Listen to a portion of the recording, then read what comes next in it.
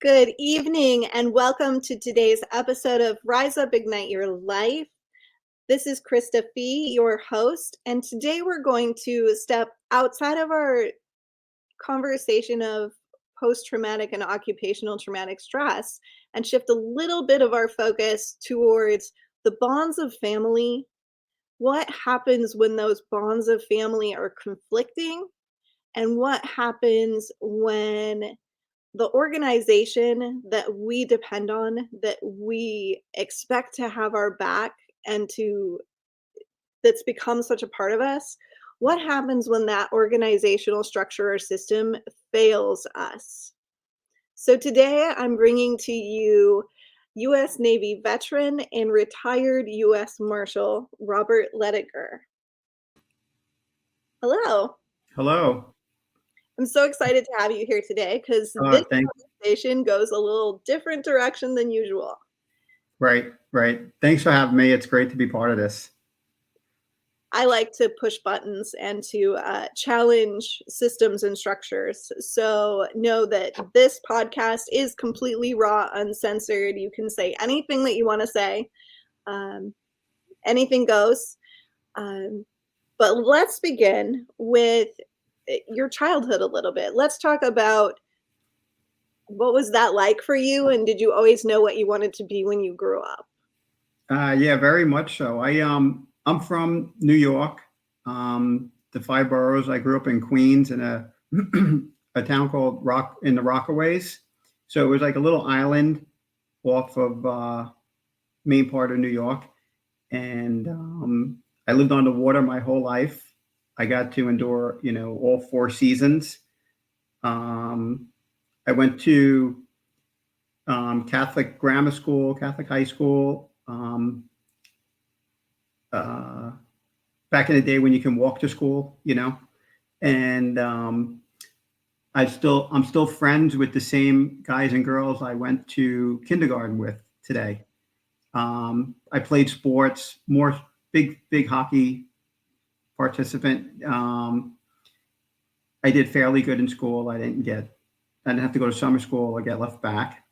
And then, like when I was in high school, I knew the route I was going to take. I wanted to go in the Navy, and I set my sights on I wanted to become like a federal agent.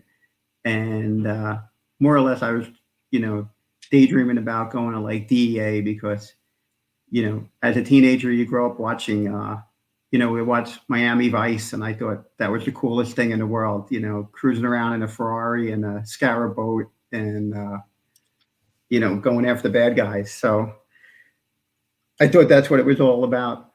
So I graduated high school and went right into the Navy. And I did almost 7 years. I was a master at arms, second class petty officer before I got out.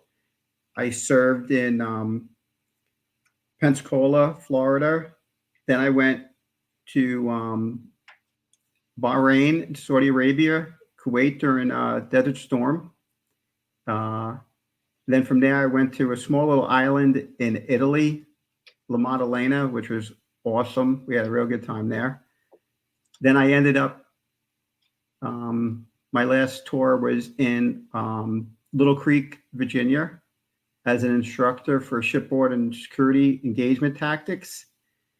And then, while I was there, we were getting all these notices, well, law enforcement recruiting, like regular police departments and even federal agencies. So I'm 23, 24 years old and I'm applying, I'm like, I'm not going to stay in the military. And then I applied and I'm like, hey, I'm going to go with whoever calls me first, just to get in.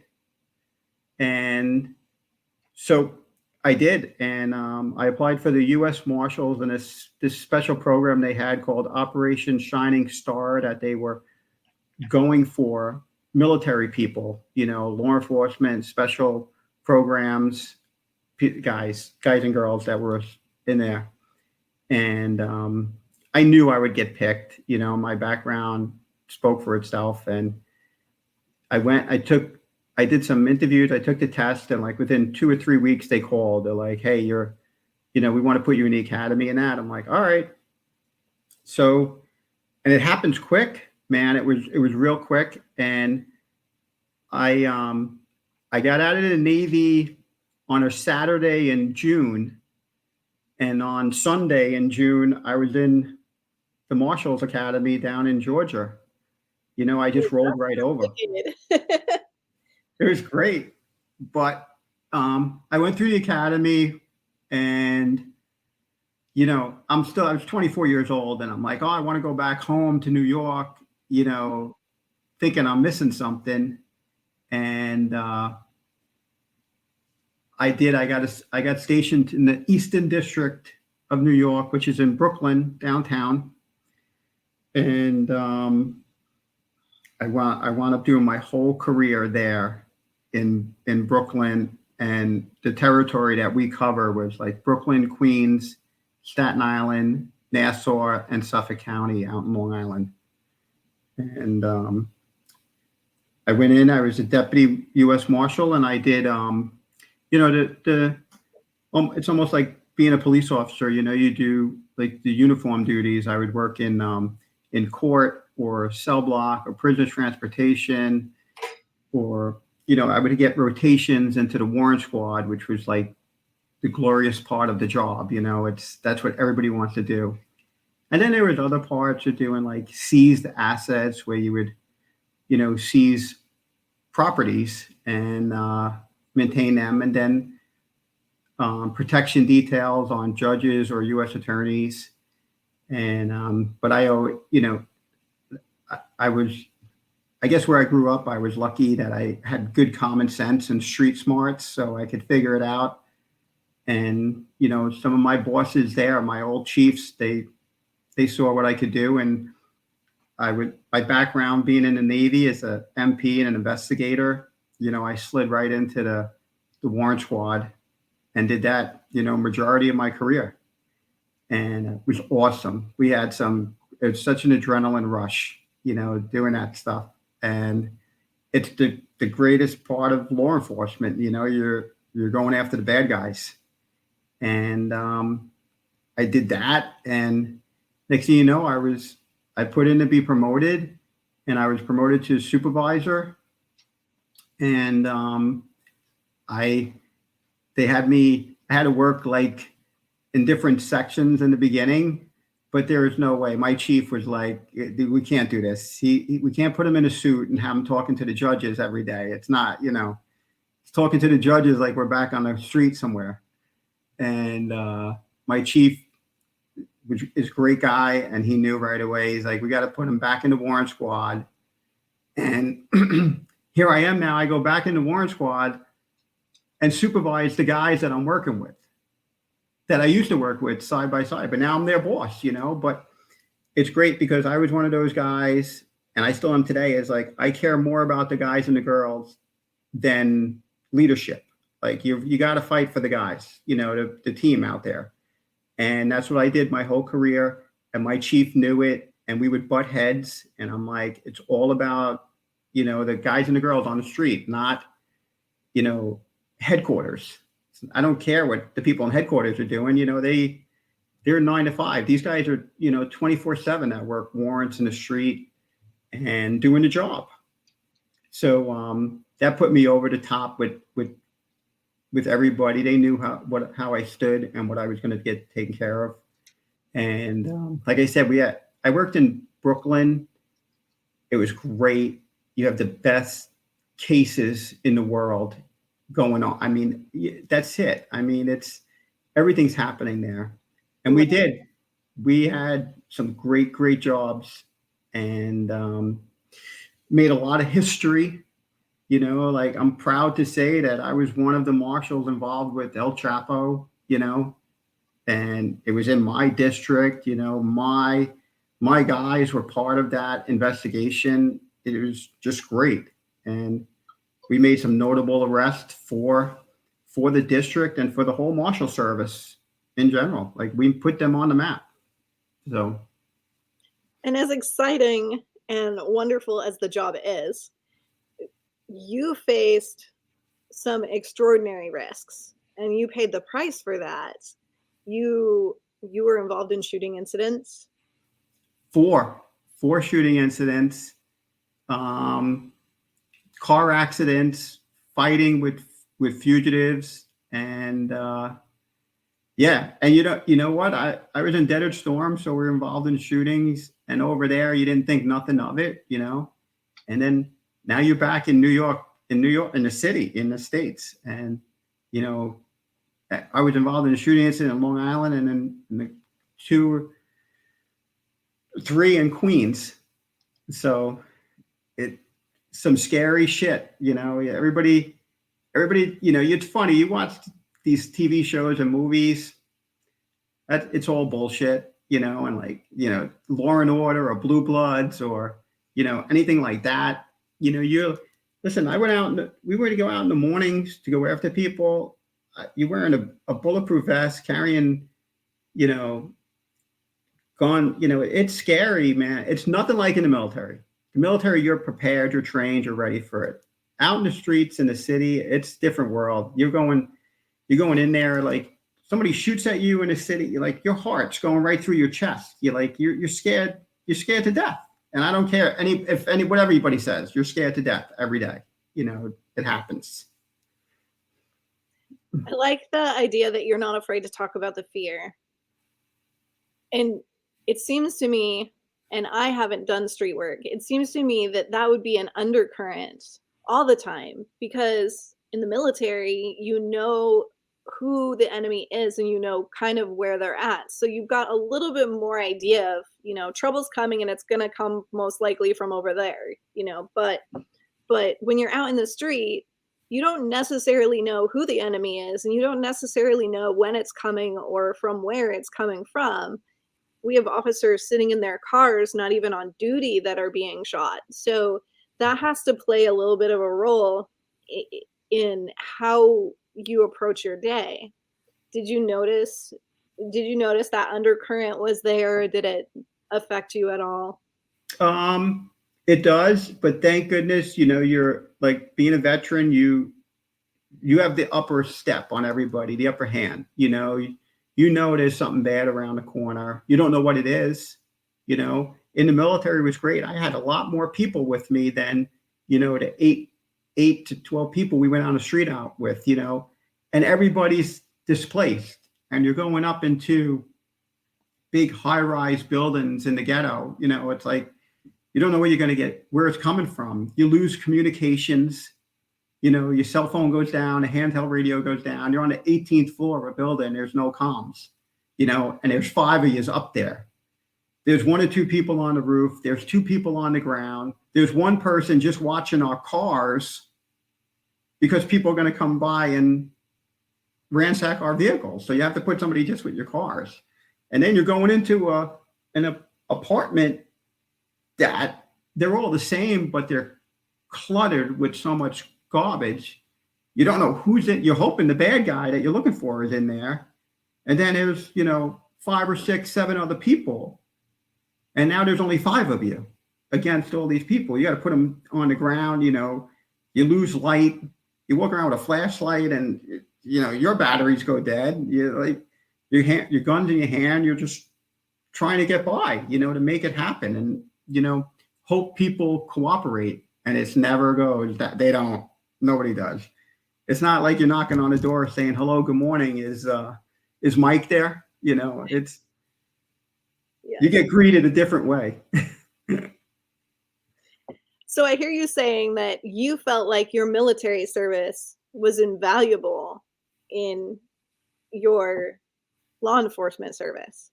Yeah, I believe that 100%, especially going in the military young and being trained.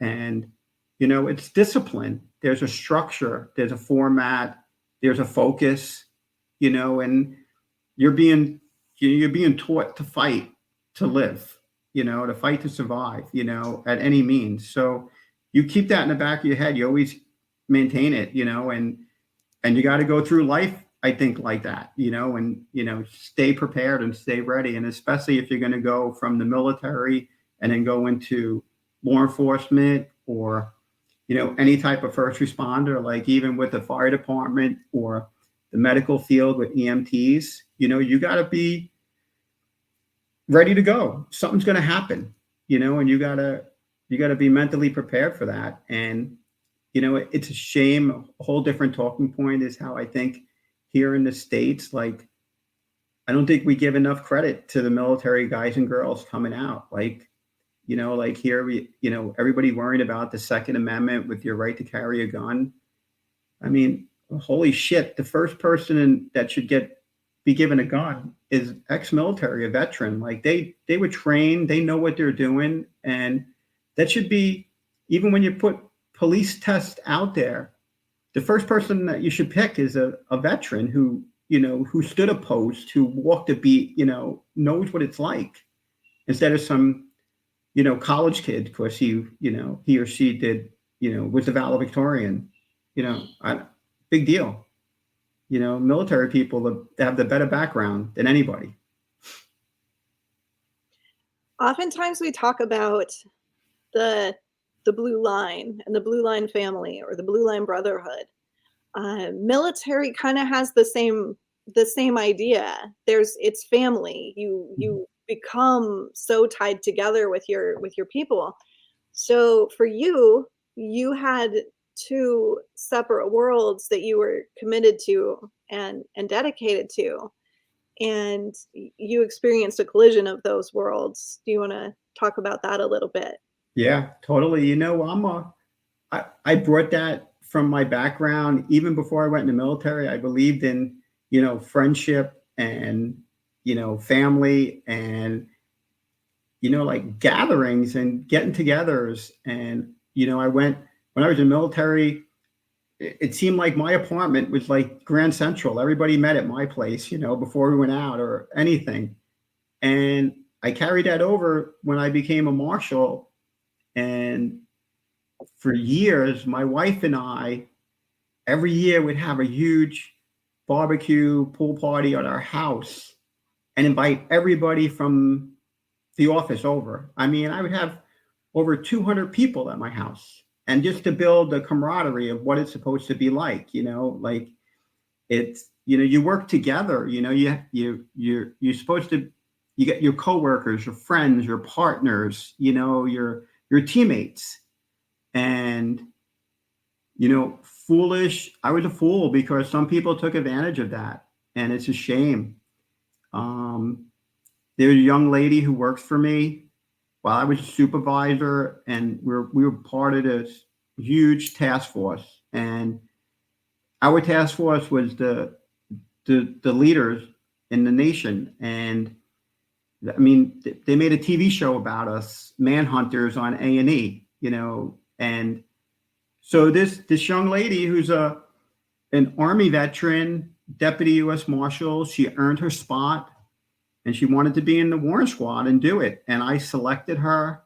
I put her in there, but she was a female, and she was a lesbian. And some of the guys in the task force didn't like her, didn't want to take orders from her, didn't want to acknowledge her. And she wasn't going to put up with it. She wasn't going to tolerate it. And she kept working through it and doing her job. But every day they made it worse for her. And they, it started out with the bullying and harassing and, busting chops and ball busting. But it was just a little bit more, and it got to the levels of sexual harassment to actually assault against her. And, she brought it to my attention. She told me, she confronted it to me. For her own safety, I took her out of there. And then I confronted the supervisor of those guys. And then I confronted all those guys. And it didn't seem to go right that those guys, I reported to our chiefs knew about it, and it went up to the upper leadership of the agency and headquarters. And they didn't do it the right, like how do you, it's sexual harassment, one-on-one. You separate people. They wanted to keep them all together. You investigate these people. You put people on admin suspension. They didn't do anything. And then because then some other people, my direct leadership, complained about that. And there was arguments going on, and it was going to lead up to actual physical confrontations with people, to include myself against one of the guys who tried to fight me. And he was like, "You're going to go against the blue wall. The blue line. You're going to cross the blue line. You're going to defend her over us." And it's right or wrong. You can't hit her. You can't mess with her property. You can't touch her. You can't make her kiss you. You can't do these things. Like, this is a professional organization. And my own agency, they had people who know those guys do the investigation. And they were like, "Oh, there's no wrongdoing here. It's going to be like office culture. Just some petty." We're like, "No, there's actual crimes that are being taken place." So during that, these guys, and they've been to my house, and we tried to do, make it teamwork. Yeah, they were getting removed from the task force because of what was going on. And then all of a sudden they came out and they were like, "Oh, you, Bobby Ledogar, even though we've known you for 5 or 10 years, you're a racist. You say the N-word hundreds and thousands times a day.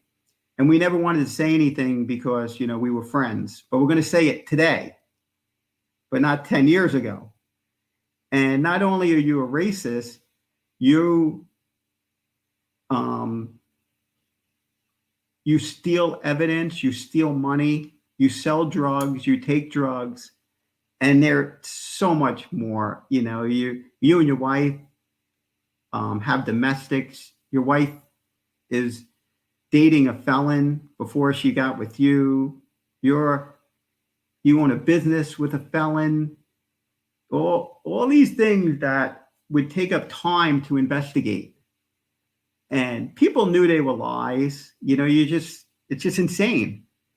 And my own agency, because to save the good name of the task force, because the task force was created after September 11th, funded through Congress off of the Patriot Act. So if that went back to Congress, that there was sexual harassment and against a female lesbian, they would all look really bad, and the funding would be questioned. And my own fellow people, I guess, in my own agency went against me in defending a coworker, another marshal, and had internal affairs investigate me of the lies that were made against me as if they were true. So that started back in 2015. I had to go hire a lawyer because we're federal agents. We don't have unions, and big money. And they proposed to fire me, and it came all out in 2020, 5 years later. And I was working, doing everything under investigations. And 2 months before I could retire in 2020, during the pandemic, when the whole world is shut down, the Marshal Service found it necessary to fire me 2 months before I could retire, when I had my paperwork in, when I was on leave, using leave time instead of playing the game that we know so many people did during the pandemic to score. And I was terminated, and I was fired, and I lost everything. I lost my pension, my medical benefits, everything. And then, people talk about it today, well, your good name was destroyed. I have a great name. I have support of hundreds and thousands of people, and they all stood there for me. It was just the leadership of the agency that had their own personal agenda to protect the task force over their own people. So I defended this young lady, and she was protected because the complaint came out and people talked about it, like, leave her alone, don't mess with her.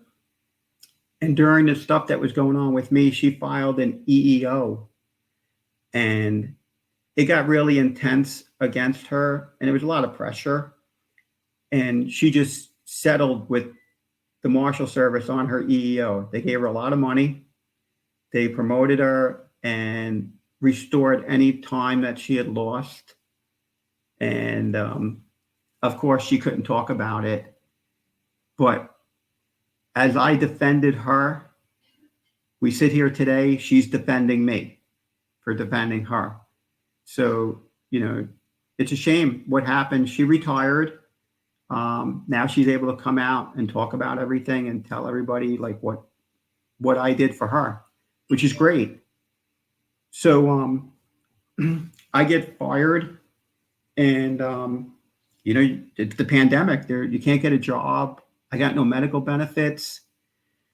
And being a veteran, I always went to the VA and had my physical. So I had to go back to the VA and ask for some help.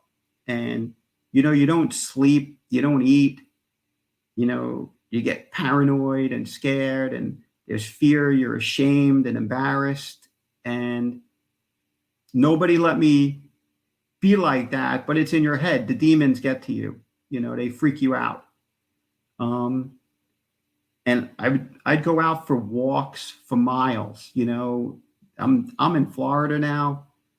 I'd be walking at 2:00 in the afternoon, sweating my ass off, with, like, thinking I was going to go for a walk and listen to music and get my head straight. Nope, I would 7 miles, and I would just be thinking about what internal affairs did to me, and what my own agency wrote about me of, being a bad person. And it sucks. And, I'm very grateful to the VA. For me, the VA was great. I spoke to a therapist, and then they put me in touch with a psychologist, and it was great. And still today I talk to them, just to get you through it. So I was able to move forward, and we filed an appeal before the Merit System Protection Board, which is a complete shit show. It's like a kangaroo court. It's an embarrassment. But you have to go that route, being a government employee. Like, there's steps to take. And the administrative law judge, who's just appointed and is probably not even a lawyer, she found that there was no policy against what they were saying I did, but still ruled in favor of the agency, the marshals, that they do have the authority and the right to fire me, even though I had so much support and positive background. And so we now filed an appeal against that decision, which has been approved to go before the Merit System Protection Board, 3-panel quorum, which those 3 people are appointed by the president. So it's supposed to be neutral, but the system sucks. The whole process sucks when I have the law and case law and the truth and the facts on my side. Like, my lawyers are great. They're so smart. And I think they're too smart. And they should have dummied it down somehow against the government lawyers.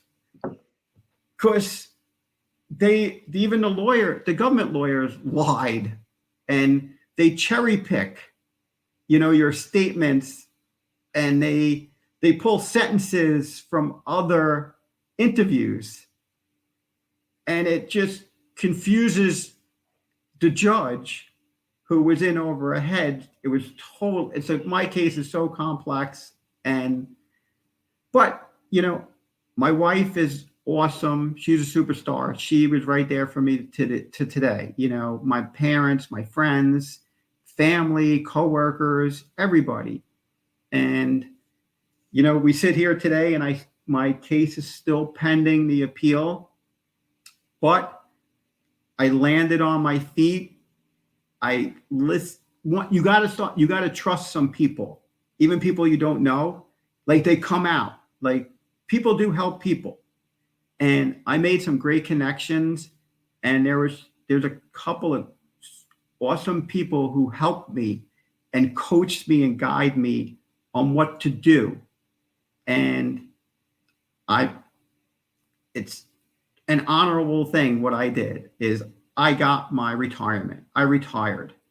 I used the government against the government. I didn't break any rules or any laws or any policy violations. I used their own policies and programs to benefit me, and it worked. And I'm fully retired now after 32 years in the government, full pension. And what's so rewarding about it is that a few months ago, my chief was confronted by one of the lawyers from the marshals, and she asked him, how did I do it? And he was able just to smile at her and be like, I don't know what you're talking about. Give them a call if you want to know how to do your job. And I still know they're mad that, I won, but I really, even when you win, you lose, you messed up my head. You took a piece of me that's never going to be the same again.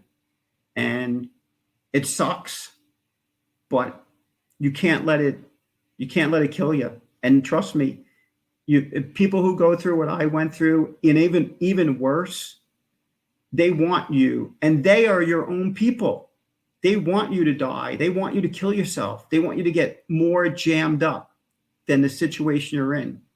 And that sucks. That really sucks that other Americans want to try to screw over another American for nothing. Like, I mean, listen, if I was a criminal, no problem. Put me in jail. But I'm not. But don't treat me like a criminal over administrative policy bullshit. And it just blows your mind. So today, I'm retired. I have full medical benefits. My wife is very happy. My parents are happy, proud of me. My friends are so happy for us. And while I was going through all this stuff, without making any phone calls or asking people for help or favors, I was able to go out and get a job just because I had to provide for my family and protect them. And I am now a security consultant for a private organization, which is awesome. And I travel throughout, mainly the South, but I do go out to the West or up North. And, I do security training and physical security assessments and discussions about security awareness. And people know who I am because they search you, they Google you before you come there. And they're taken back by me, and they want to hear, my experience and how professional you are and what you know and what you've been through. And it's great. It's just absolutely great. And I'm able today to get people reach out to me now for help as much as I needed help from other people. Lawyers tell their clients to talk to me about the process of what's going to go on and what's going to happen. And you try to you guide them. And you know what?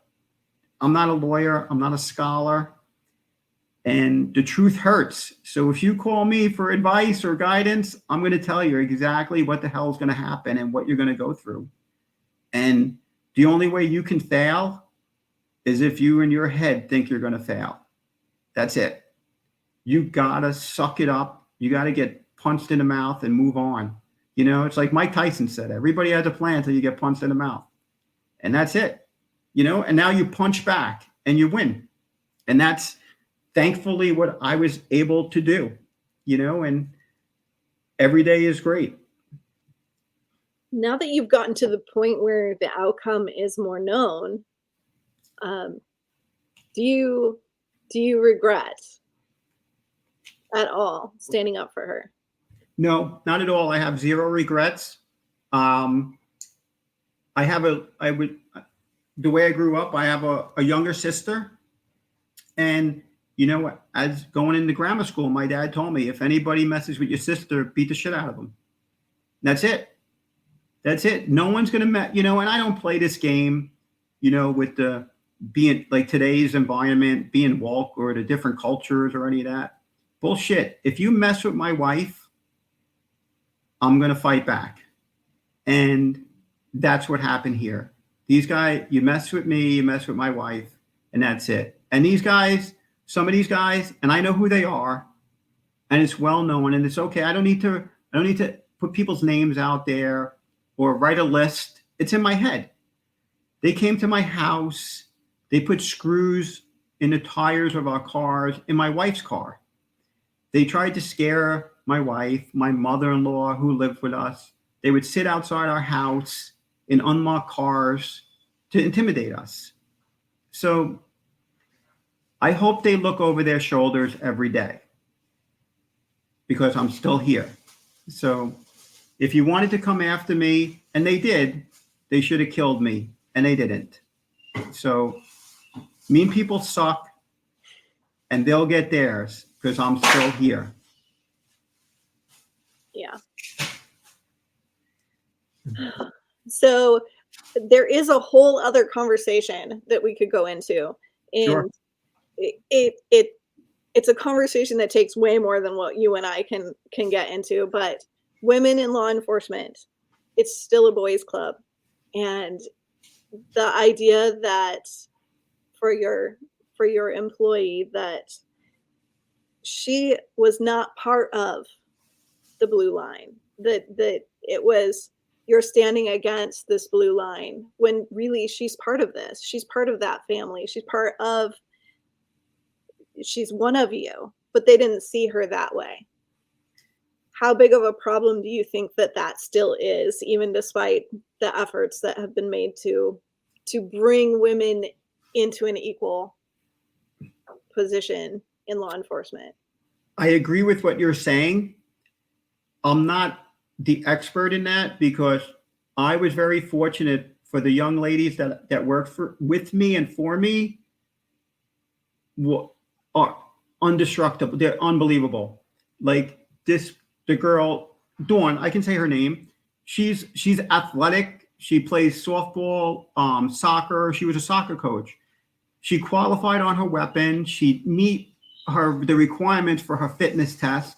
She was in decent shape and physically fit. She can control her. She could handle herself, even in a fight, and it's going to happen. As well as two with 4 other women who I worked with and who later on worked for me. They would kick the shit out of 90% of the guys that I worked with. I mean, these girls, they were in the gym. One girl was a kickboxer.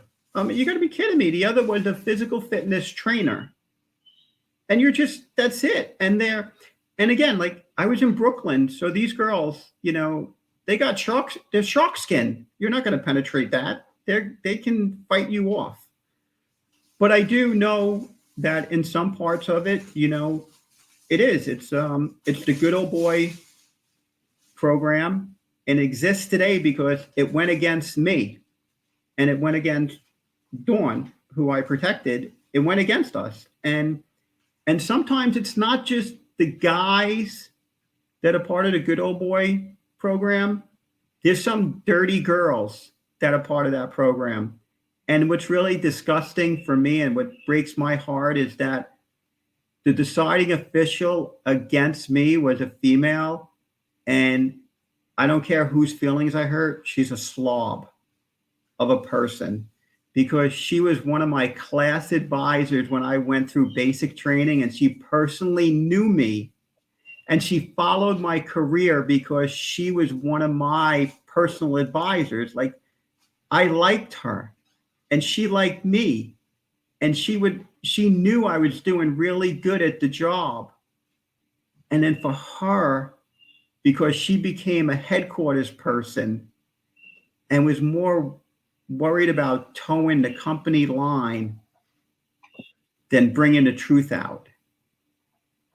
I think, and she retired, and all these bad actors that were part of this all got to retire or transfer out. And then we see it till today how the corruption in law enforcement is coming out so big, where you see these dirty managers and leaders in headquarters positions getting caught up with sexual harassment and fraud, and they have no one to protect themselves now, but they can quick run for the door to retire. And it's a shame that it's like that. And they go after the smaller person, the smaller titled person, because it ties up the system. Because the investigators will focus on you, and they're intimidated to go after the people with titles. And it's a joke. It's a complete joke. And hopefully somehow it can get fixed, but you can't investigate yourself. It's not going to pay out right. And that's the big challenge here, is all of these systems are built where you're basically doing just that. Supervisors are investigating other supervisors that are, dirty. They're dirty. Yeah.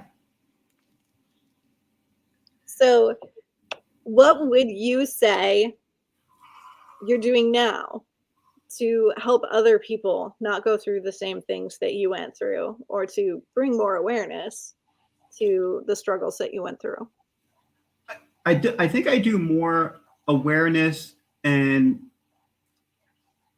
educate some people on what you're going to go through. Like, this is what's going to happen. And everybody's different. Everybody has different feelings and thoughts.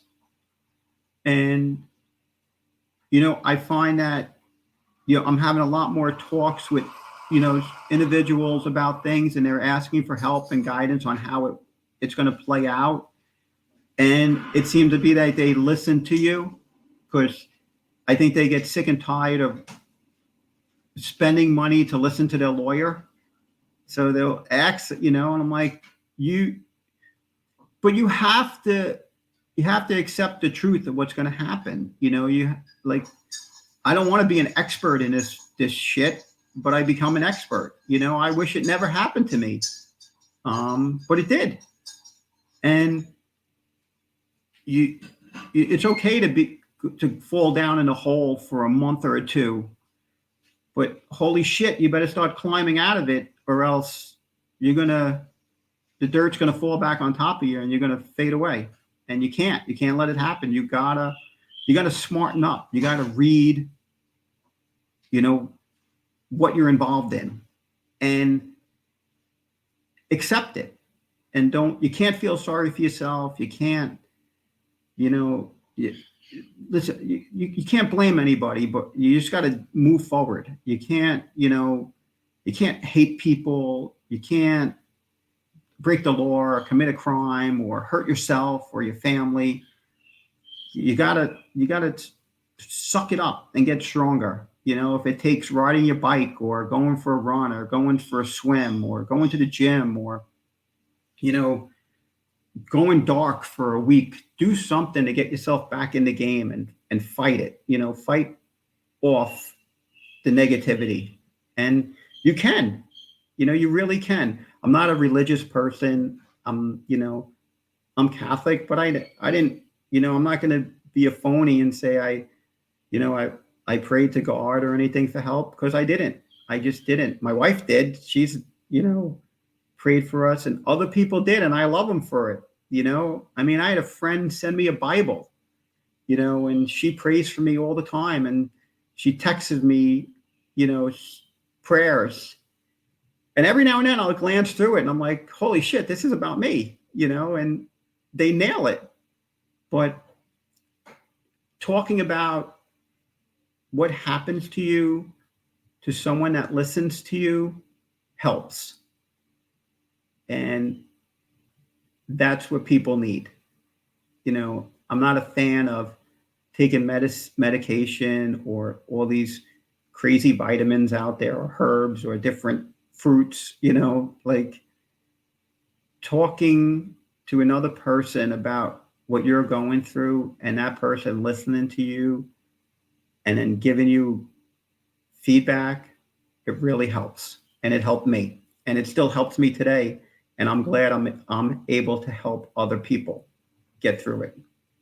And now you're going through another process of healing, which we have a Right to Heal program in our organization that uses writing as a way to tell your story and as a way to help with that healing process. You have a book coming out.